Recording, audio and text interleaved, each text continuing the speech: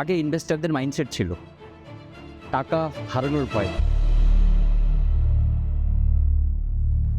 আজকে দিয়ে কালকে বেনিফিট চাই। আগের যারা ইনভেস্টার ছিল তারা টাইম দিত না, ঠিক আছে লং টার্ম ইনভেস্টমেন্ট করবো, সব ঠিক আছে, কিন্তু এখন কি হচ্ছে ইনস্ট্যান্ট গ্র্যাটিফিকেশন, মানে আজকে ইনভেস্টমেন্ট করবো কালকে যেন বেনিফিট পাই, এই একটা বড় মাইন্ডসেট চেঞ্জ হয়েছে। আমরা একটা সবসময় অ্যাড শুনতাম, পহলে ইস্তেমাল করো উসকে বাদ বিশ্বাস করো। একটা কথা সবসময় বলি, ইনভেস্টমেন্ট করার পর প্ল্যান করতে হয় না, প্ল্যান করে ইনভেস্টমেন্ট করতে হয়। কি বললাম বলুন তো? নমস্কার, টক ঝাল মিস্ট্রির আরেকটি এপিসোডে আপনাদের স্বাগত। আমরা তো টাকা পয়সা সকলেই কম বেশি ইনকাম করি, কিন্তু সেই টাকাটাকে ঠিকভাবে কাজে লাগিয়ে সম্পত্তি বা ওয়েলথ বানানোর মন্ত্রটা কজন জানি বলুন তো? তাই আজ আপনাদের সঙ্গে এমন একজনের পরিচয় করাবো যিনি বিগত 19 বছর ধরে সাধারণ মানুষের জন্য ফিনান্স এবং ইকোনমিকে একদম জলভাত করে তুলেছেন। আজকে আমাদের অতিথি ফিন্ডোলায়ের প্রতিষ্ঠাতা, একজন সফল উদ্যোক্তা এবং অর্থনীতিবিদ মিস্টার জাদ আলী। নমস্কার। আপনি বিগত 19 বছর ধরে এই ফিনান্সিয়াল অ্যাডভাইজার হিসেবে কাজ করছেন, তো এত বছরের লং জার্নিতে নিশ্চয়ই ইনভেস্টার্সরা কিছু পরিবর্তন দেখেছেন। তখন ছিল ধরে নিন যেমন যুগ, আর এখন অনেকটা বেশি ফিনান্সিয়াল ফিনটেক বা টেকনোলজিক্যাল অনেক বেশি অ্যাডভান্সমেন্ট হয়েছে, তো কী পরিবর্তন আপনি দেখেছেন? Thank you. সত্যি কথা বলতে লাস্ট 15 ইয়ার্স যদি ধরি, 15 ইয়ার্সের আগে নর্মালি যত ইনভেস্টার আমরা দেখতাম, নর্মালি তখন কী হতো, ম্যানুয়াল সব কিছু হতো। মানে কেওয়াইসি করতে গেলে manual, it's take like 7 to 10 days, even 15 days কেওয়াইসিতে। আজকের দিনে কেওয়াইসি ইলেকট্রনিক্স মোডে উইদিন 2 to 3 minutes কেওয়াইসি হয়ে যাচ্ছে। আগে ইনভেস্টারদের মাইন্ডসেট ছিল টাকা হারানোর ভয়, এখন মাইন্ডসেট আছে FOMO, fear of missing out, মানে অপরচুনিটি যেন মিস না হয়ে যায়। আগে ইনভেস্টাররা কী করতো, পুরোপুরি এজেন্টের উপর ডিপেন্ডেন্ট থাকতো, মানে এজেন্ট বা অ্যাডভাইজার যা বলবে সেই অনুযায়ী ইনভেস্টমেন্ট করবে। এখন কিন্তু না, এখন রিসার্চ বেস, নিজে রিসার্চ নিজে করে, কারোর উপর ডিপেন্ডেন্ট হয় না। হ্যাঁ, ডেফিনেটলি ভ্যালিডেশন করে, কিন্তু নিজে রিসার্চ নিজে করে। কিন্তু আরেকটা কথা, আগের ইনভেস্টারদের কী হতো, নর্মালি আগে কী করতো, একটা টাইম নিত, এখন বলছে ইনস্ট্যান্ট গ্র্যাটিফিকেশন, মানে আজকে দিয়ে কালকে বেনিফিট চাই। আগের যারা ইনভেস্টার ছিল তারা টাইম দিত না, ঠিক আছে লং টার্ম ইনভেস্টমেন্ট করবো, সব ঠিক আছে, কিন্তু এখন কি হচ্ছে ইনস্ট্যান্ট গ্র্যাটিফিকেশন, মানে আজকে ইনভেস্টমেন্ট করবো কালকে যেন বেনিফিট পাই, এই একটা বড় মাইন্ডসেট চেঞ্জ হয়েছে ইনভেস্টারের ক্ষেত্রে গত 15 বছরে। আচ্ছা সুজাত বাবু, আপনার নিজেরও একটা প্রোগ্রাম রয়েছে আমরা জানি, যে নিবেশ কা পেহলা কদম, কিন্তু অনেক ক্ষেত্রে দেখা যায় আপনি সেখানে অনেক রকম অ্যাডভাইস করে থাকেন লোকজনকে, কিন্তু অনেক ক্ষেত্রে যে প্রবলেম হয় যে ফার্স্ট স্টেপটা, যে আমি ইনভেস্ট করব কি করব না, না রেখে দেবো নিজের কাছে, ব্যাংকে রাখবো না কীভাবে রাখবো, এইটা নিতে লোকজন অনেক কিন্তু ভয় পায়। তো আপনি কি অ্যাডভাইস করতে চান ওদের? না, আমি আমাদের এই প্রোগ্রামটা বিশেষত নিউ ইনভেস্টারদের জন্য আমরা নামই দিয়েছি নিবেশ কা পেহলা কদম, যে ফার্স্ট টাইম ইনভেস্টার, যে প্রথম ইনভেস্টমেন্ট করতে চায় তাদের জন্য। তাদেরকে আমি একটাই কথা বলি, আমরা একটা সবসময় অ্যাড শুনতাম, পহলে ইস্তেমাল করো উসকে বাদ বিশ্বাস করো। তো আমি ওই জন্যই বলি, যদি আপনি চান যে ইনভেস্টিংকে শিখতে, তো প্রথমে আপনি ইনভেস্টমেন্ট করুন, start with a small amount, suppose 500 টাকা বা 1000 টাকা মাসে মাসে স্টার্ট করুন। আপনি দেখুন এসআইপি কীভাবে কাজ করে, আর আপনি দেখুন মার্কেট কীভাবে কাজ করে, আপনি দেখুন রিটার্ন কীভাবে জেনারেট হয়। তো ধীরে ধীরে কী হবে, তাদের মধ্যে কনফিডেন্ট বিল্ড হবে।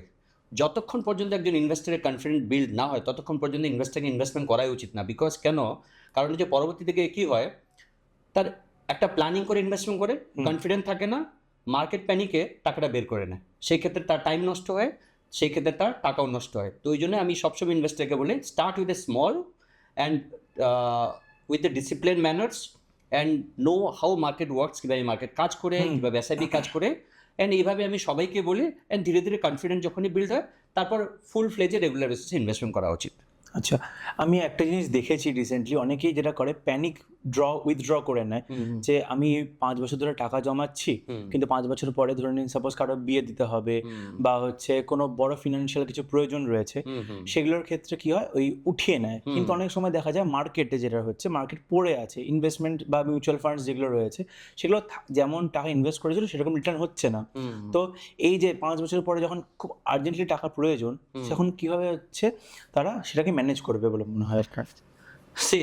একটা কথা সবসময় বলি, ইনভেস্টমেন্ট করার পর প্ল্যান করতে হয় না, প্ল্যান করে ইনভেস্টমেন্ট করতে হয়। কি বললাম বলুন তো? প্ল্যান করে ইনভেস্টমেন্ট। ইয়েস।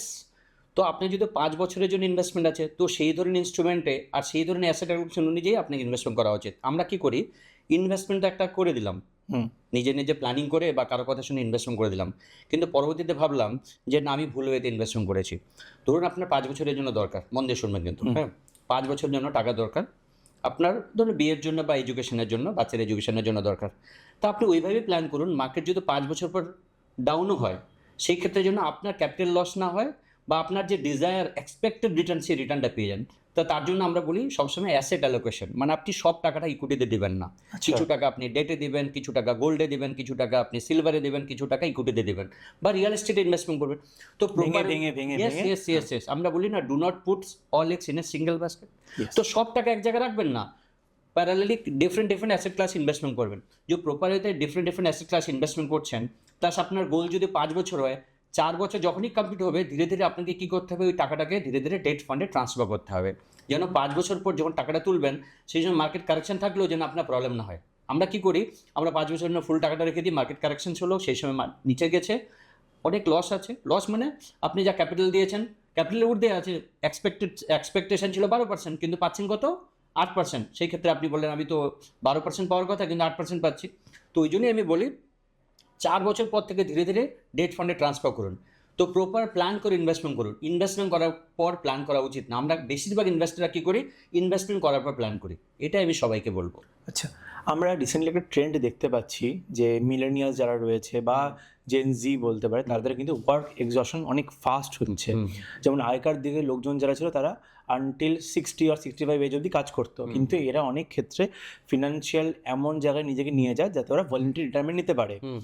আপনার একটা শো আছে আমরা জানি যে মেরে জিত কি তৈয়ারি, তো সেটা সে ফোকাস করে মেনলি পোস্ট রিটায়ারমেন্ট ফিনান্স অ্যালোকেশনের উপর ডিপেন্ড করে। আপনি যদি একটু আমাদের দর্শকদের বলেন যে কীভাবে ওটা অ্যাডজাস্ট করে। এই প্রোগ্রামটার নাম হচ্ছে মেরি আজাদি কে তৈয়ারি। এই প্রোগ্রামটা আমরা তাদের জন্যই করি। দেখেন একটা কথা বলি, রিটায়ারমেন্ট প্ল্যান একটা ভাইটাল গোল।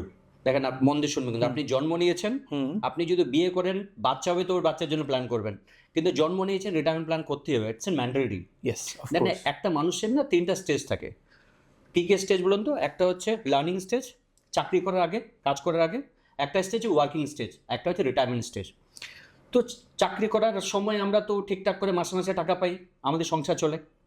যখন আমার রিটায়ারমেন্ট স্টেজ, যখন আমি রিটায়ার্ড হয়ে যাই, মানে আফটার 60, সেই সময় তো টাকা চালাতে, মানে রেগুলার খরচা চালাতে হবে। আমরা বলি 2 ধরনের রিস্ক। তাড়াতাড়ি যদি মরে যাই তাহলে আমাকে, আমার ফ্যামিলিকে কে চালাবে? কিন্তু যদি বেশি দিন বেঁচে যাই তাহলে আমাকে কে চালাবে? মন দিয়ে শুনবেন কিন্তু, যদি বেশি দিন বেঁচে যাই আমাকে কে চালাবে? তো যদি বেশি দিন বেঁচে যায়, তার জন্য চালানোর প্ল্যানিং আমাকে নিজেকে করতে হবে। আপনি যদি ভাবেন আপনার বাচ্চা, আপনার রিটায়ারমেন্ট, আপনি ভুল ভাববেন। কোনোদিন বাচ্চাদেরকে রিটায়ারমেন্ট প্ল্যান করা উচিতই না। অ্যাজ পার দ্য রিসার্চ কী বলছে জানেন, 55% মানে 55% ইনভেস্টার, মানে হাউসহোল্ড, তারা প্ল্যানিং করেছে যে আমার বাচ্চা আমার রিটায়ারমেন্ট প্ল্যানিং। ভাই, এটা ভুল প্ল্যানিং। কোনোদিন আপনার মনে হয় যে আপনার বাচ্চা আপনার রিটায়ারমেন্ট প্ল্যানিং হবে? আমার তো মনে হয় না। তারও তো ডেফিনেটলি, তারও তো এক্সপেকটেশন আছে, তারও রিকোয়ারমেন্টস আছে, তারও গোল আছে। তো আমার উচিত আমার নিজস্ব প্ল্যানিং, মানে আমার ফিউচারের জন্য নিজস্ব প্ল্যানিং করা উচিত। আমি সবসময় প্রত্যেক ইনভেস্টারকে একটাই কথা বলি, আপনি যাই আর্নিং করুন না কেন, মন দিয়ে শুনবেন, যাই আর্নিং করুন না কেন, তার 10%, ধরুন আপনি 100 টাকা আর্নিং করছেন, 10% কত? 10 টাকা। আপনি মান্থলি 1 লাখ টাকা আর্নিং করছেন, তার 10% 10,000 টাকা। 10,000 টাকা আপনি রিটায়ারমেন্ট প্ল্যানিং করার জন্য প্রত্যেক মাসে রেগুলার বেসিসে ইনভেস্টমেন্ট করবেন। অ্যান্ড আমি বারবার বলছি 50 বা 55, 55 বা 50তে আপনি তার প্রপার ওয়েতে প্ল্যান করবেন। আমি গ্যারেন্টি সহকারে বলতে পারি আপনার যে ফিউচার আর্নিং আছে, রেগুলার বেসিসে প্রপার ওয়েতে আপনি আপনার যে রেগুলার ইনকাম সেটাকে কন্টিনিউ করতে পারবেন, আপনার যে লাইফ স্টাইল সেটাকে কন্টিনিউ করতে পারবেন, আপনার যে ডিজায়ার আছে আফটার রিটায়ারমেন্ট সেটাকে কন্টিনিউ করতে পারবেন, আপনার যত ধরনের ইচ্ছা সব ইচ্ছাকে কন্টিনিউ করতে পারবেন, কিন্তু প্রোভাইডেড মিনিমাম 10% আপনার মান্থলি আর্নিংয়ের জন্য ইনভেস্টমেন্ট করা হয়। আমি সবসময় এটাই আমাদের এই প্রোগ্রামে শেখাই যে মিনিমাম যেন আপনার মান্থলি আর্নিংয়ের 10% ফর রিটায়ারমেন্ট প্ল্যানিংয়ের জন্য আপনি ইনভেস্টমেন্ট করছেন, যাতে পরে কম্প্রোমাইজ যেন না করতে হয়, কারোর উপর যেন ডিপেন্ডেন্ট না হতে হয়। আমরা তাহলে একটু রিসেন্ট কিছু নিউজে ফোকাস করি। এখন গোটা ওয়ার্ল্ডে পিস তো is not A option anymore. So we know যে এখন ইসরায়েল, ইরান এবং ইউএস একটা যুদ্ধে চলছে, এবং তার জন্য recently share market, Nifty, Sensex সব কন্টিনিউয়াস গোয়িং ডাউনওয়ার্ডস। একদম। তো সেই জন্য এবার অনেক ইনভেস্টাররাই ভাবছে যে এই সময় আমাদের কি করা উচিত, আমাদের টাকা উঠিয়ে নেবো না একটা হয়তো টার্ম আছে বুল বিয়ার, এই ব্যাপারগুলো রয়েছে যে বুল আছে না বিয়ার আছে। তো সেই ব্যাপারগুলোর যদি কিছু বলেন যে এই যুদ্ধকালীন পরিস্থিতিতে কিরকম কি করা উচিত। তো আমি একটা ফ্ল্যাশব্যাকে যাই। শিওর। কোভিড কবে আসে? 19-20। তো প্রথম লকডাউন কত? 20-তে 22 কত 22-এ মার্চ। হ্যাঁ। ফার্স্ট লকডাউন সানডে ছিল, কিন্তু সানডে ছিল, আমার মনে আছে সানডে 22 মার্চে লকডাউন। 23 মার্চে কত মার্কেট পড়ে জানেন? 4000 সেন্সেক্স পড়েছে। সেই কন্টিনিউয়াসলি জুলাই পর্যন্ত, জুন বা জুলাই, এক্সপেক্টেড জুন বা জুলাই 42,000 থেকে মার্কেট চলে আসছিল 27,000-এ। একটা কথা বলুন তো, 15,000 পয়েন্ট, 15,000 পয়েন্ট। একটা কথা বলুন, কোভিডের সময় আপনি জানতেন যে এক্সপেকটেশন কি, ফিউচারে কি হবে আপনি বলতে হতো, প্রেডিক্ট করতে হতো? বেঁচে থাকবো কিনা বুঝতে পারছিলাম না। কেউ প্রেডিক্ট করতে হতো না, না, কারণ আমরা জানতাম না যে ফিউচারে কি হবে। 1 বছর, 2 বছর, 3 বছর, 5 বছর কতদিন চলবে, সব বন্ধ, রাস্তাঘাট বন্ধ, সব কিছু, ট্রান্সপোর্টেশন বন্ধ, কাজ বন্ধ, সব কিছু বন্ধ হয়ে গেছে, সবাই বাড়িতে ঢুকে গেছিলাম। আমরা জানতাম না ফিউচারে কি হবে। জানতাম কি সেই সময় তো আনপ্রেডিক্টেবল, আমরা প্রেডিক্টই করতে পারছিলাম না। ওর কোনো হিস্ট্রি আছে? আগে কি জীবনে কোভিড হয়েছে? কোভিড হয়নি, তো হিস্ট্রি ছিল না, আমি বলতে পারতাম না হিস্ট্রিতে এমন হয়েছে, Case study নেই। হবে, কোনো কেস স্টাডি নেই। তো সেই সময় যে ইনভেস্টাররা ডাট কাট করে, মানে চুপচাপ সাইলেন্টলি ইনভেস্টেড থেকেছিল, এসআইপিকে বন্ধ করেনি, প্লাস যে তাদের লামসামকে ইনভেস্টেড রেখেছিল, আজকে 85,000 মার্কেট গেছে, হিউজ পরিমাণে গ্রোথ পেয়েছে এই সময়ে। ওই সময় যারা এসআইপিকে বন্ধ করে দিয়েছে, এসআইপি থেকে বের করে নিয়েছিল বা লামসাম থেকে বের করে নিয়েছিল, হিউজ লস হয়েছে, মানে ও টেম্পোরারি লসকে পার্মানেন্ট লসে বুক করেছে। তো কারেন্ট সিচুয়েশনে সেম, আমাদের ওয়ার আমরা প্রেডিক্ট করতে পারবো। আগে ও অনেক যুদ্ধ হয়েছে, আমরা জানি যে এর আগে রাশিয়া নিয়ে ইউক্রেন যুদ্ধ হলো, সেই সময় কারেকশন চলছে, এখন চলছে, সেই সময় কারেকশন হয়েছে, আবার উঠেছে। তো আমরা একটা প্রেডিক্ট করতে পারবো যে আজকের দিনে ফিউচারে কি হতে পারে, ফিউচারে কি হতে পারে। তো মার্কেট কারেকশন ইজ টেম্পোরারি। আমি সবসময় প্রত্যেক ইনভেস্টারকে বলি, এই সময় কোনো ভুলেও এসআইপিকে পজ করবেন না, এসআইপিকে স্টপ করবেন না, বা কোনো টাকা বার করবেন না। যদি আপনার প্রপার ওয়েতে অ্যাসেট অ্যালোকেশন করা থাকে, যদি সেখানে ডেট ফান্ডে ইনভেস্টেড থাকে, ধীরে ধীরে সুইচ করুন ইকুইটিতে। প্লাস যদি আপনার সারপ্লাস টাকা থাকে, আপনি ইনভেস্টমেন্ট করুন এভরি ডিপ অ্যান্ড অপরচুনিটি। কী বললাম বলুন তো? এভরি ডিপ অ্যান্ড অপরচুনিটি, এটা একটা বড় অপরচুনিটি। আমরা এটাকে বলি discounted wealth. Discounted value. Yes, এটাকে আমরা কি বলছি? Discounted wealth.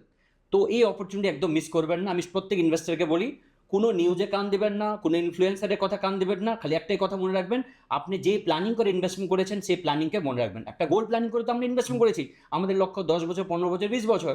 তো সেই প্ল্যানিংকে মনে রাখবেন, আর কিছু মনে রাখবেন না, চুপচাপ চোখ বন্ধ করে থাকবেন। আর আমি একটাই কথা বলবো, কোনো ইনফ্লুয়েন্সার বা কোনো, আমি অনেক নিউজ চ্যানেল বলে না, মার্কেট যখন পড়ে না, একটা কথা মনে রাখবেন, যখন মার্কেট পড়ে না বলবে আরও পড়বে, আরও পড়বে, আরও পড়বে। যখন মার্কেট উঠে না বলবে আরও উঠবে, আরও উঠবে, আরও উঠবে। তো সবসময় যে যেদিকে যায় সবাই ওইদিকে যাচ্ছে, মার্কেট উপরে যাচ্ছে মানে সবাই উপরে যাচ্ছে, যখন মার্কেট নিচে যায় সবাই নিচে যাচ্ছে। আমি একটাই কথা বলবো, চুপচাপ চোখ বন্ধ করে আপনি বারবার চেক করবেন না, নিজের কাজে যেটা মনোযোগ দিচ্ছেন সেই কাজটা মনোযোগ দেন। যেখানে আপনি আর্নিং করছেন সেই আর্নিং করুন, কারণ ইনভেস্টমেন্ট আপনার হাতে নেই, শুধু আপনার হাতে আছে টাইম দেবেন, automatic you will create a wealth. Recently অনেক নিউজ চ্যানেল হোক বা ইকোনমিস্ট যারা রয়েছে, ফিনান্সিয়াল অ্যাডভাইজার রয়েছে, even the head of the states যেমন রয়েছে, তারা অনেক সময় বলছে যে বি প্রিপেয়ার্ড। কারণ 2008 সালে যে গোটা ওয়ার্ল্ড জুড়ে ইনফ্লেশন, অর্থনৈতিক মন্দা দেখা গিয়েছিল, সেটা 2026 সালে ফিরে আসতে পারে বলে অনেকে ধারণা করছে। সে এরকম সিচুয়েশনে আপনি অ্যাজ এ ফিনান্সিয়াল অ্যাডভাইজার, যারা ইনভেস্টার রয়েছে বা যারা অলরেডি ইনভেস্ট করে দিয়েছে, তাদেরকে কি অ্যাডভাইস দিতে চাচ্ছেন? দেন আমি সবসময় একটাই কথা বলি, যখনই আপনি প্ল্যান করছেন ইনভেস্টমেন্টের জন্য না, প্রপার ওয়েতে অ্যাসেট অ্যালোকেশন করবেন। অ্যাসেট অ্যালোকেশন মানে কি জানেন? প্রথমে বলেছি, আবার বলছি, put your money in different asset class. ঠিক আছে? ধরুন মার্কেট পড়ছে, তো শেয়ার মার্কেট ডাউন হবে, স্বাভাবিক। শেয়ার মার্কেট তো, বন্ড মার্কেট তো উপরে উঠবে, বা গোল্ড ঠিকঠাক থাকবে। তো আপনার টাকা কি করা উচিত? কিছু পার্সেন্ট সিকিউরিটিতে রাখা উচিত, কিছু পার্সেন্ট ডেটে রাখা উচিত, কিছু পার্সেন্ট গোল্ডে রাখা উচিত। যখনই হতেই পারে, আমরা জানি না, মার্কেট পড়তেই পারে, 30 কেন 40% পড়তে পারে। বাই চান্স পড়লো, যেন আমরা লোয়ার লেভেলে আমরা প্রপার ওয়েতে অ্যাসেট অ্যালোকেশন করে লোয়ার লেভেলে আমরা যদি আবার ইকুইটিতে ঢুকতে পারি, সেটা প্ল্যানিং করতে হবে। আমি সবসময় বলি, মার্কেট যেই কন্ডিশনে থাকুক না কেন, প্রপার ওয়েতে অ্যাসেট অ্যালোকেশন মেনটেন করা খুব দরকার। একজন, যদি আমি বলি স্মার্ট ইনভেস্টার কাকে বলে জানেন? যে প্রপার ওয়েতে অ্যাসেট অ্যালোকেশন করে তাকে আমরা বলি স্মার্ট ইনভেস্টার। কেউ ভাবে যে সব টাকা আমরা ইকুইটিতে দিয়ে দিলাম, না, বাই চান্স মার্কেট পড়লো, সেই সময় আপনি কি করবেন? চুপচাপ বসে থাকতে হবে, মন খারাপ হবে। কিন্তু আপনি তো রিব্যালেন্সিং বা অ্যাভারেজ আউট করতে পারবেন না। না। আপনার হয় আপনাকে ফ্রেশ পারচেজ করতে হবে, না হলে আপনার যে এক্সিস্টিং ফান্ড আছে সেখান থেকে করতে হবে। কিন্তু এক্সিস্টিং ফান্ড তখনই হবে যখন প্রপার ওয়েতে আপনি অ্যাসেট অ্যালোকেশন করবেন। আপনি টাকাটা কি করলেন? ডেট ফান্ডে রাখলেন, যখন মার্কেট পড়লো আবার ধীরে ধীরে ইকুইটিতে ট্রান্সফার করলেন। তো মার্কেট কারেকশন হতে পারে, ইটস এ ন্যাচারাল, আমি বলছি না, বাট মার্কেট কারেকশন হবে, মার্কেট আবার উপরে উঠবে। একটা কথা মনে রাখবেন, মার্কেট বা মানুষ সবাইকে উপরে উঠতে হবে, ঠিক আছে? মার্কেট হোক বা মানুষ হোক, সবাইকে উপরে উঠতে হবে। 1979 সাল থেকে কিন্তু মার্কেট চলছে 100 টাকা দিয়ে। কোনোদিন শুনেছেন মার্কেট যেদিনকে পড়েছে আর নিচে উপরে উঠেনি? শুনেছেন? উঠেছে। তো ওই যে পিরিয়ডটা আছে না, 1 বছর 2 বছর বা 3 বছর যখন ডাউন মার্কেট থাকে, সেই সময় যদি আপনি পেশেন্সের সহিত ওই টাইমটাকে হ্যান্ডেল করে নেন না, তো কেউ আপনাকে আটকাতে পারবে না। আমি আরেকটা ছোট্ট ইনফরমেশন শেয়ার করছি। শিওর। ধরুন আপনি 15 বছরের প্ল্যান করেছেন, তো আপনি ভাবুন যে 15 বছরে মিনিমাম 3 বার মার্কেট পড়বে। ওই 3 বার যদি আপনি সহ্য করে নিতে পারেন না ঝাঁকুনিটা, তাহলে আপনি লং টার্ম ওয়েলথ ক্রিয়েট করতে পারবেন। আর আপনি যদি 3 বারের মধ্যে কোনো একবার টাকা ঝাঁকুনিটা মানে প্যানিকে টাকা বের করে নিলেন না, প্যানিক। জীবনেও আপনি ওয়েলথ ক্রিয়েট করতে পারবেন না। তো ওই জন্যই বলছি যে জাস্ট আমরা পাহাড়ে উঠতে সবাই পছন্দ করি, মানে যেতে, কিন্তু রাস্তাটা কেউ পছন্দ করি না। যদি আমরা হেলিকপ্টারে যাই তাহলে সব থেকে ইজি, ফট করে চলে যাবো। কিন্তু পাহাড়ে ওঠার সময় কেমন মনে হয়? ফিল নিচে দেখলে মনে হয় না এই পড়লাম, হ্যাঁ। কিন্তু ওখানে যাওয়ার পর ফিল হয় বাহ দারুণ জায়গা।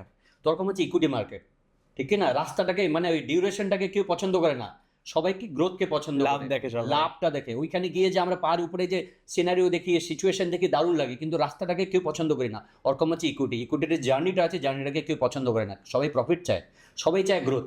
তো ওই রাস্তাটাকে এনজয় করতে হবে। আপনি রিসেন্টলি বললেন যে গোল্ড ইনভেস্ট করতে। রিসেন্ট পলিটিক্যাল সিনারিওতে ব্রিক্স কান্ট্রি যারা রয়েছে তারা কি করেছে, তারা সবাই নিজের নিজের মতো করে গোল্ড কিন্তু রিজার্ভ করতে শুরু করেছে, কারণ তারা ডলারের এগেনস্টে একটা ব্রিক্স কারেন্সি নিয়ে আসার চেষ্টা করছে। এবং তার জন্য কি হয়েছে আমরা দেখেছি, গোল্ডের প্রাইস প্রচণ্ড রকম স্কাই রকেট করেছে।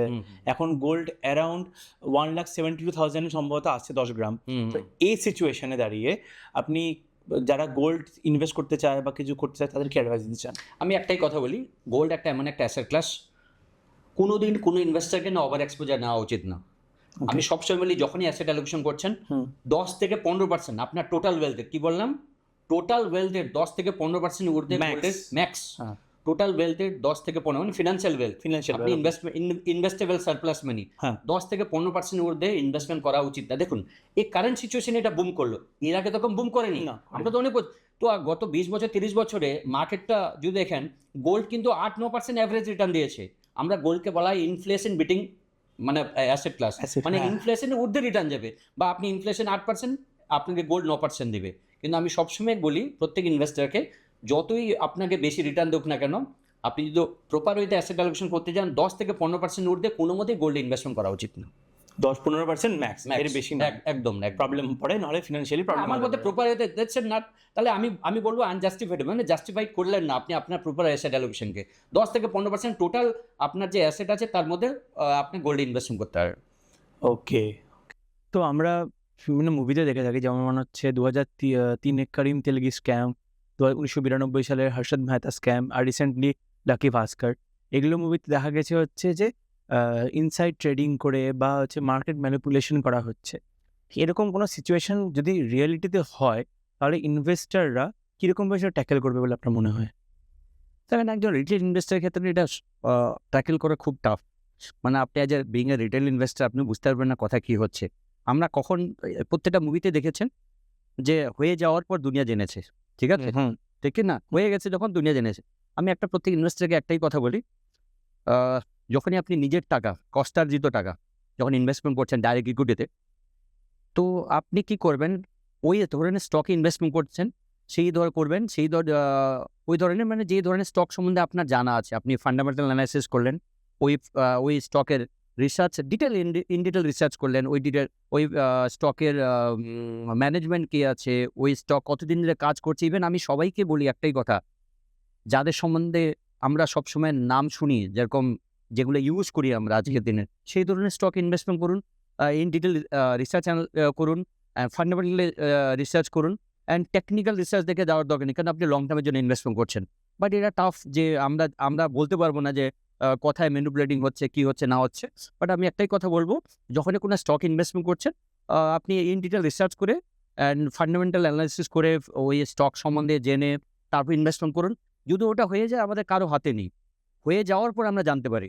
তো এটা বলা টাফ যে ইনসাইডার ট্রেডিং থেকে কীভাবে বাঁচতে পারি, কারণ এটা হতে পারে একটা ইনফরমেশন শেয়ারিং। ইনসাইডার ট্রেডিং মানে কি, একটা আগাম ইনফরমেশন শেয়ার করে দিচ্ছে, মানে এটা হতে পারে, সেই কারণের জন্য ম্যানিপুলেশন হয়। বাট আমি একটাই কথা বলবো, এইটা কেউ বুঝতে পারবে না যে কখন কী হচ্ছে। বাট আমি একটাই বলছি বারবার, যে আপনি যখনই কোনো স্টক ইনভেস্টমেন্ট করছেন, ইনভেস্টমেন্ট করার আগে in detail fundamental analysis research করবেন।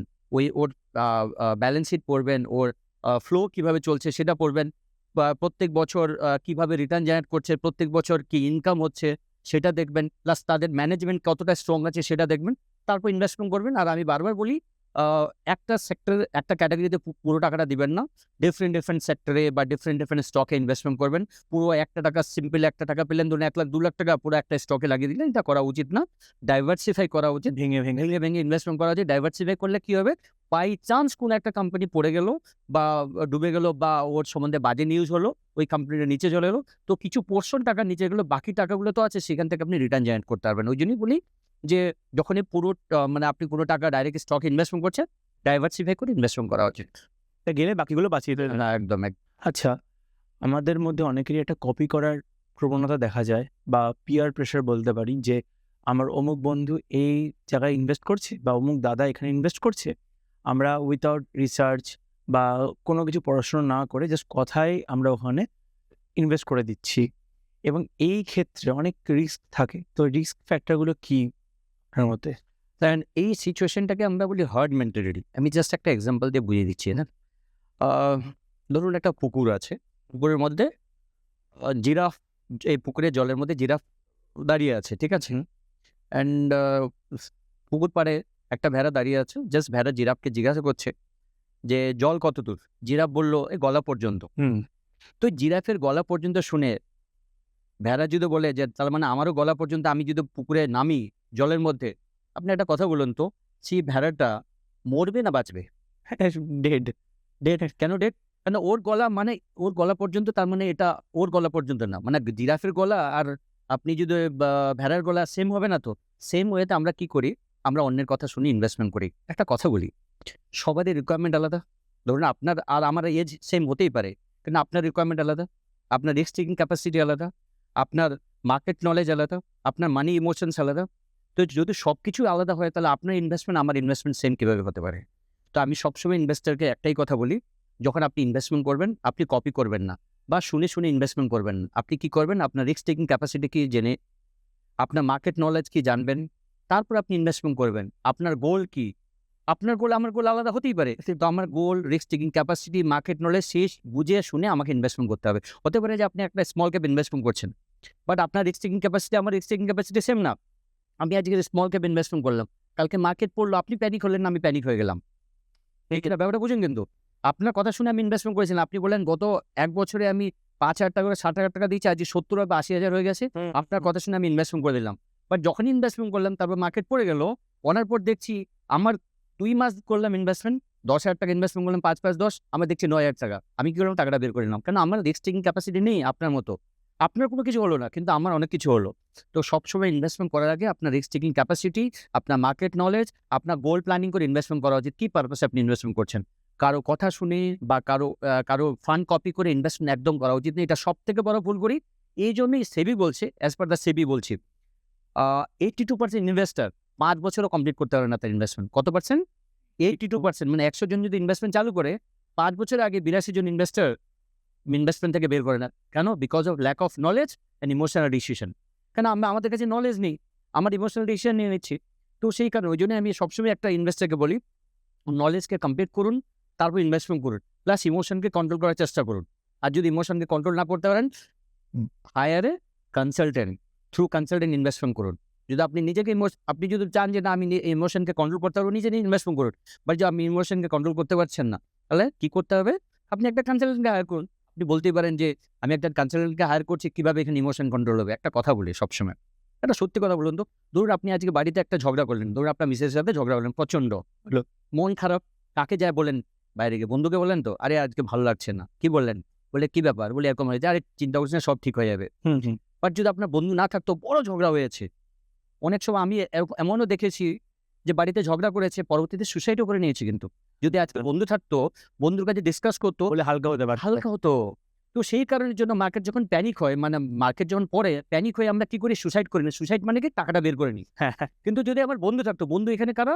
অ্যাডভাইজাররা, এক্সপার্ট যারা রয়েছে। এক্সপার্ট, তারা আপনাকে সাপোর্ট করতো। চিন্তা করো না, মার্কেট পড়েছে আবার উঠবে। এই যে মোরাল সাপোর্টটা না, এটা বিরাট ব্যাপার। এটা বন্ধুর ক্ষেত্রেও, এটা কনসালটেন্টের ক্ষেত্রেও। তো সবসময় আমি বলি যে আপনি নিজের ইমোশনকে যদি কন্ট্রোল না করতে পারেন না, you should hire a adviser. এখন অ্যাডভাইজারকে হায়ার করলে পয়সাও দিতে হবে না, এরকম কোনো ব্যাপার না। But you should invest through adviser. দুজনেই আমি সবসময় বলি যে অন্যের কথা শুনে ইনভেস্টমেন্ট করবেন না, প্ল্যানিং করে ইনভেস্টমেন্ট করুন। As per your risk taking capacity, as per your goal, as per your time duration. Otherwise investment করবেন না। এটা ইম্পর্টেন্ট, মানে সব জায়গাতেই একজন এক্সপার্ট হওয়া, বন্ধু থাকা জীবনের যেকোনো ক্ষেত্রে প্রয়োজন। একদম, একদম। সেটা ফিনান্স হোক বা লাইফ হোক। ইয়েস, ইয়েস, ইয়েস, একদম। Yes, yes, yes. আচ্ছা, আপনার সঙ্গে তো কথা হয়েছে। আমি শুনলাম আপনি অলমোস্ট 19 বছর ধরে হচ্ছে এই কাজের সঙ্গে যুক্ত। তো অনেক সময় হয় যে আমাদের কারোর তো স্টোরি সবসময় সাকসেসফুল হয় না, সবসময় 100% সাকসেস হয় না। এমন কোনো ঘটনা ঘটেছে যেখানে আপনি কোনো কিছু সাজেস্ট করেছেন, বা এমন কোনো ঘটনা হয়েছে সার্কামস্ট্যান্সের জন্য যে আপনার ক্লায়েন্ট বা আপনি কিছু ভুল সিদ্ধান্ত নিয়েছেন, যার জন্য একটু প্রবলেম ফেস করতে হয়েছে? সে আপনাকেও হতে পারে, আপনার ক্লায়েন্টকেও হতে পারে। কোনো ঘটনা ঘটেছে? দুটো ইনস্ট্যান্ট বলছি, ঠিক আছে? আমাদের ইনভেস্টরেই দুটো ইনস্ট্যান্ট বলেছি। বলছি, আ আমার একটা ইনভেস্টর, আমাদের কাছে ইনভেস্টমেন্ট ছিল মিউচুয়াল ফান্ডে, ভালো টাকাই ছিল। উনি রেন্টেড থাকতেন, ঠিক আছে? উনি বাইরে, মানে অন্য ডিস্ট্রিক্টে উনার বাড়ি, কিন্তু চাকরির সূত্রে আমার যে অফিস তার আশেপাশেই থাকতেন রেন্টেড। অনেকদিন ধরে মিউচুয়াল ফান্ডে ইনভেস্টমেন্ট করেছেন। উনি বললেন, "সৈয়দবাবু, এবার আমি বাড়ি কিনবো।" ঠিক আছে? তো বড় ইনভেস্টমেন্ট। হ্যাঁ, বড় ইনভেস্টমেন্ট। তো উনি মিউচুয়াল ফান্ড থেকে সব টাকা বের করে নিলেন। ঠিক আছে? তো বাড়ি কিনবে মানে উনি বলছেন, "ঠিক আছে, আমি আগে জায়গা কিনি। জায়গা কেনার পর সেটা বাড়ি করব নিজের পছন্দ।" ঠিক আছে, ভালো। সত্যি কথা বলব, যখন জায়গাটা কিনলেন উনি, কেনার পর জানতে পারলেন, ওই যে প্রপার্টিটা যার কাছ থেকে কিনেছেন, ওই প্রপার্টিটা অলরেডি অন্য কাউকে বিক্রি করে দিয়েছেন একবার। এক জিনিস দুবার? হ্যাঁ, একদম। আপনি ধরুন, আপনি কাউকে জমি বিক্রি করলেন না, যতক্ষণ পর্যন্ত ওই জমিটা রেকর্ড না করে সিস্টেমে দেখা যাবে না এই জমিটা বিক্রি হয়েছে কিনা। তো যিনি বিক্রি করেছেন না, ফ্রড করেছেন উনার সাথে। লুফল কাজে লাগিয়ে। একদম ফ্রড করেছেন। উনি কি আরেকজনকে বিক্রি করেছেন, চুপি, চুপি ইনার কাছ থেকে ইনাকে বিক্রি করে দিয়েছেন। ব্যাপারটা বুঝুন কিন্তু। একটা জমি ২ বার বিক্রি হয়েছে, আমার পরিচিতি। একটা জমি ২ বার বিক্রি হয়েছে। তো এইবার ভাবুন, যদি সরকারি কেস হয়, কাকে আগে জমিটা দিবে? যে আগে ১ম রেজিস্ট্রি নিয়েছে না ২য় রেজিস্ট্রি নিয়েছে? যে আগে ১ম রেজিস্ট্রি নিয়েছে, সে যদি বলে যে, "না, আমি আগে রেজিস্ট্রি দিয়েছেন।" যিনি বিক্রি করেছেন তিনি ভেগে গেছেন। বাট ব্যাপারটা বুঝুন কিন্তু। তো আমি সবসময় বলি ইনভেস্টরকে, যখন আপনি ল্যান্ড পারচেজ করছেন না, আপনি সব কাগজ চেক করবেন। আপনি ওই দলিল, মানে ওর দলিল, তার আগের দলিল, অনলাইনে রেকর্ড, যত ধরনের চেক করা, আমি অত কিছু বলতে পারছি না, বাট যত ধরনের চেক করা উচিত না, স্পেশালি যখন ল্যান্ড পারচেজ করছেন, অনেক কিছু চেক করে আপনি ল্যান্ড পারচেজ করবেন। আদারওয়াইজ সবথেকে বেশি ফ্রড কিন্তু ল্যান্ডে হয়। সবথেকে বেশি ফ্রড। আপনি জানতে চান, রেজিস্ট্রি অফিসে যাবেন, প্রতিদিন বসবেন, আপনি দেখবেন কোনো না কোনো ফ্রড বলবে, আজকে এটা ঝামেলা, কালকে ওটা ঝামেলা। তো সবসময় একটাই কথা বলি, যখনই আপনি বড় ধরনের, এটা তো বড় পারচেজ হলো না, বড় ধরনের purchase, specially land property purchase করছেন না, ১০০০ বার চেক করে নেবেন প্রত্যেকটা ডকুমেন্টস। কেন? আপনার কষ্টার্জিত টাকা সম্পূর্ণ, কেন একটা বড় বাল্ক পারচেজ হচ্ছে কিন্তু, হ্যাঁ? আজকের দিনে ১ লাখ ২ লাখ টাকা না, ২০ লাখ, ২৫ লাখ, ৩০ লাখ টাকা দিতে হচ্ছে, বা ৪০ লাখ টাকা দিতে হচ্ছে, বড় অ্যামাউন্ট। মানে সব টাকা শেষ হয়ে যাবে জীবনের প্রায় সমস্ত রকম একদম। আর্নিংস, একদম, সেভিংস একবারে শেষ। একদম এরকম ঘটনা হয়। তো আমি সবসময় বলি, এটা একটা বড় আমার একটা ইনভেস্টর। আর দ্বিতীয় হচ্ছে ফিন্যান্সিয়াল, যদি ব্যাকগ্রাউন্ডে বলি, অনেক ইনভেস্টর আছে যে ইমোশনাল ডিসিশন নিয়ে সব টাকা হারিয়ে ফেলেছে। ইমোশনাল ডিসিশন মানে হচ্ছে, ধরো আজকে মার্কেট পড়েছে, কারো কথা শুনলো না, প্যানিক হয়ে সব টাকা বের করে নেয়। সব টাকা। একটা কমিটমেন্ট আলাদা জিনিস। আমরা যখন ইনভেস্টমেন্ট করি না, একটা কমিটমেন্ট দেয় যে আমি আজকে ১৫ বছরের জন্য ইনভেস্টমেন্ট করব। কিন্তু যখনই মার্কেট পড়ে যায়, এই ১৫ বছর ১০ বছরকে ভুলে যায়। তখন ভাবে, ইনস্ট্যান্ট ভাবে, আমার টাকা দিয়েছিলাম ১০ লাখ, আজকে হয়েছে ৯ লাখ, ১ লাখ টাকা লস, টাকা বের করে নেব। বা ২ লাখ টাকা লস, আমি টাকা বের করে নিচ্ছি। এটা সবথেকে বড় মিস্টেক করেছে। আমি হিউজ ইনভেস্টরের ক্ষেত্রে দেখেছি। কারণ অনেক ইনভেস্টরকে বলে তো আর বের করে না, চুপি, চুপি বের করে নেয়। নিজের মতো করে নিজের মতো বের করে না। কিন্তু এখন মিউচুয়াল ফান্ড বের করা কারো দরকার পড়ে না। অনলাইনে ফট করে আপনি টাকা বের করতে পারবেন। তো অনেক ক্ষেত্রে দেখেছি যে ১০ লাখ ইনভেস্টমেন্ট করে ৮ লাখ হয়ে যায়, টাকা বের করে নিয়েছে। পরবর্তীতে যখন মার্কেট উঠেছে, আবার হায়ার রেটে পারচেজ করেছে। এটা বড় ব্লান্ডার করেছে অনেক ইনভেস্টর। এটাকে বলা হয় ইমোশনাল ডিসিশন। এইটা হিউজ ইনভেস্টর আমি দেখেছি। আমার অনেক ইনভেস্টর এই ধরনের ডিসিশন নিয়েছে, অ্যান্ড পরবর্তীতে রিগ্রেট ফিল করেছে, ভুল করেছি। কিন্তু রিগ্রেট ফিল করে কি হবে? অলরেডি তো ২ লাখ টাকা আপনি পার্মানেন্ট লস বুক করে দিয়েছি। ঠিক কি না? তো ওইজন্যই আমি বলি যে সবসময় প্ল্যান করুন, প্রপার্টির ক্ষেত্রে করুন বা আপনি মিউচুয়াল ফান্ডে ইনভেস্টমেন্ট করুন বা যেখানে ইনভেস্টমেন্ট করুন না কেন, প্ল্যান করে ইনভেস্টমেন্ট করুন, একটা লক্ষ্য নিয়ে ইনভেস্টমেন্ট। আচ্ছা, এই ইমোশনাল যেগুলো বার্ডেন হয় বা ইমোশনাল যেগুলো ডিসিশন হয়, সেগুলো হয়তো অনেক ক্ষেত্রে কিছুটা ইনফ্লুয়েসড হয় কিন্তু সোশ্যাল মিডিয়া থেকে। সোশ্যাল মিডিয়া ইনফ্লুয়েন্সার রয়েছে বা ইউটিউবে ক্রিয়েটাররা রয়েছে, এরকম বিভিন্ন প্ল্যাটফর্মে রয়েছে। তারা এখন কি করছে, আমরা যারা নর্মাল মানুষজন আছে তারা ওখান থেকে হেল্প নিচ্ছি। হয়তো আচ্ছা এটা দেখলাম, এটা বেশ ফ্ল্যাশি লাগছে, এটা বেশ মজাদার লাগছে, তাহলে এটা করি। এই জিনিসটা কিন্তু আমার মনে হয় আপনারা হয়তো সেম ধারণায় যে হচ্ছে বেশ রিস্কি, মানে আমার থেকে হয়তো আপনি বেটার বলতে পারবেন কতটা রিস্ক আছে এই জিনিসটাতে, যে আমি কোনো এক্সপার্টিসকে দেখছি না, কোনো ফিনান্সিয়াল অ্যাডভাইজারকে কন্ট্যাক্ট করছি না, বাট আমি নিজেই দেখে জাস্ট ইউটিউব ঘেটে বা ফেসবুক ঘেটে ইনস্টাগ্রাম ঘেটে চলো বিরো সব জেনে গেছি। এটা কি কতখানি এফেক্ট করতে পারে? আমি একটা কথা সবসময় বলি, দেখেন আপনি বাড়িতে কোনো ডিসিশন নেওয়ার আগে, কেনার আগে কাকে বলেন, কার সাথে ডিসকাস করেন? ধরুন আজকে একটা ফ্রিজ কিনবেন, টিভি কিনবেন, মোটরসাইকেল কিনবেন, গাড়ি কিনবেন বা জমি কিনতে যাচ্ছেন, ফ্ল্যাট কিনতে যাচ্ছেন, কার সাথে ডিসকাস করেন? মিসেসের সাথে, স্ত্রীর সাথে, ফ্যামিলি মেম্বার যারা, ফ্যামিলি মেম্বার, যে ক্লোজ ফ্যামিলি মেম্বার হয় স্ত্রী নাহলে বাবা মা। ঠিক আছে, তো আমরা তাদের সাথে ডিসকাস করি। তো যখনই আপনি ইনভেস্টমেন্ট করি এই ধরনের, কারোর সাথে ডিসকাস করা উচিত। ইয়েস, হয় বাবা মা বা স্ত্রী। আপনি বলতে পারেন যে আমার বাবা মা এর সম্বন্ধে নলেজ নেই, বাবা মার বা স্ত্রীর এর সম্বন্ধে নলেজ নেই, তা কার সাথে ডিসকাস করা উচিত? একজন কনসালটেন্টের সাথে ডিসকাস করা উচিত। আমরা কি করি, আমাদের এক্সপেকটেশন আনরিয়ালিস্টিক থাকে। সত্যি কথা বলবো, আজকে যদি আপনি ইন্টারভিউ নেন, আপনি যদি সার্ভে করেন না, আপনি যদি বলেন যে আপনার মিউচুয়াল ফান্ড থেকে এক্সপেকটেশন রিটার্ন কি, মানে আপনার এক্সপেকটেশনকে রিটার্ন নিয়ে ফট করে 15%, 20%, 30%, ব্যাংক কত দিচ্ছে? 8% বা 7%। একটা কথা বলুন, ব্যাংক 7% দিচ্ছে, ইনফ্লেশন 8%। আমরা সবসময় একটাই কথা বলি, আপনার টাকা যেন মিনিমাম ইনফ্লেশনের ঊর্ধ্বে আর্নিং করে। ইনফ্লেশন কত? 8%, আর আপনার এক্সপেকটেশন কত? 20%। আমি সবসময় বলি এক্সপেকটেশন লো রাখা উচিত, বেয়ার মিনিমাম 12% রাখা উচিত, মানে ইনফ্লেশনের ঊর্ধ্বে 4% বেশি, ব্যাংক এফডির থেকে ডবল। ঠিক আছে, ব্যাংক এফডি 7% দিচ্ছে, ডবলের কাছাকাছি, কিন্তু আপনার এক্সপেকটেশন কত? 20%। আপনি ফ্ল্যাশি ইনভেস্টমেন্ট, মানে রিসেন্ট ট্রেন্ডিং যে ফান্ডগুলো চলছে সেই ফান্ডে ইনভেস্টমেন্ট করে দিচ্ছেন। আপনি দেখছেন 5টে এই ফান্ড 30%, 40% দিয়েছে, আমি ওই ফান্ডে ইনভেস্টমেন্ট করবো। আরে 5টে দিয়েছে, ফিউচারে দিবে, কোনো গ্যারেন্টি আছে? না, কোনো গ্যারেন্টি নেই।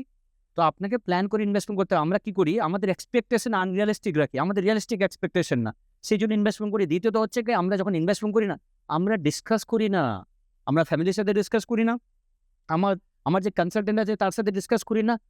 দেখেন একটা কথা বলি, আপনার নিড আমার নিড আলাদা, একদম। আলটিমেটলি ওই ফান্ডটা যে আপনার দরকার আছে, আপনার গোলের সাথে অ্যালাইন হলো কিনা আপনাকে দেখা উচিত। তো ভালো রিটার্ন দিয়েছে, আপনি ফট করে ইনভেস্টমেন্ট করবেন, এটা করা উচিত না। বা আপনি বললেন যে আজকে ক্রিপ্টো দারুণ দিচ্ছে, আমি ক্রিপ্টোতে ইনভেস্টমেন্ট করলাম, গোল্ড দারুণ দিচ্ছে, গোল্ডে ঝাঁপিয়ে পড়লাম, সিলভার ভালো দিচ্ছে, সিলভারে ঝাঁপিয়ে পড়লাম, একদম না। আপনাকে কিছু সিস্টেম ফলো করতে হবে। যদি সিস্টেমের বাইরে যান, আপনার টাকা লস হতে বাধ্য সিস্টেমের বাইরে গেলে। তো সবসময় যখন ইনভেস্টমেন্ট করছেন, একটা সিস্টেম ফলো করতে হয়। আমি সবসময় প্রত্যেক ইনভেস্টারকে এটাই কথা বলি। বেসিক জিনিস তো ইম্পর্টেন্ট, অলওয়েজ। একদম। এই হচ্ছে আমাদের ব্যাপার। আমরা তাহলে হচ্ছে এবার র্যাপিড ফায়ার ঢুকে যাবো। র্যাপিড ফায়ার, ঠিক আছে, তো শুরু করছি। একদম। এফডি না লামসাম? লামসাম, লং টার্মে। আচ্ছা, এফডি না এসআইপি? ডেফিনেটলি এসআইপি, রেগুলারের জন্য। এসআইপি না আরডি? লং টার্মে এসআইপি। আচ্ছা, এসআইপি না লামসাম? আমি সবসময় এসআইপিকে প্রেফার করি। এসআইপির জন্য অন্যরকম একটা ব্যাপার আছে। একদম। আচ্ছা, টাকা জমানো না টাকা বাড়ানো? টাকা বাড়ানো। ডিরেক্ট স্টক না মিউচুয়াল ফান্ডস? আমি মিউচুয়াল ফান্ড প্রেফার করি। আচ্ছা, আবেগ না ডিসিপ্লিন? ডিসিপ্লিন। বিনিয়োগটা ইম্পর্টেন্ট একদম। আর আপনার জীবনের প্রথম ইনভেস্টমেন্ট কি ছিল? 2000 টাকার এসআইপি। এসআইপি? তাহলে এসআইপি কনস্ট্যান্ট, এসআইপি থাকবেই একদম। কেন, যারা রেগুলার আর্নিং করছে, রেগুলার ইনভেস্টমেন্ট করতে পছন্দ করে। তা আমি একজন অ্যাজ এ স্যালারিড ক্লাস, আমার রেগুলার আর্নিং হয়, আমি রেগুলার বেসিস ইনভেস্টমেন্ট করি, তাই SIP is the best option.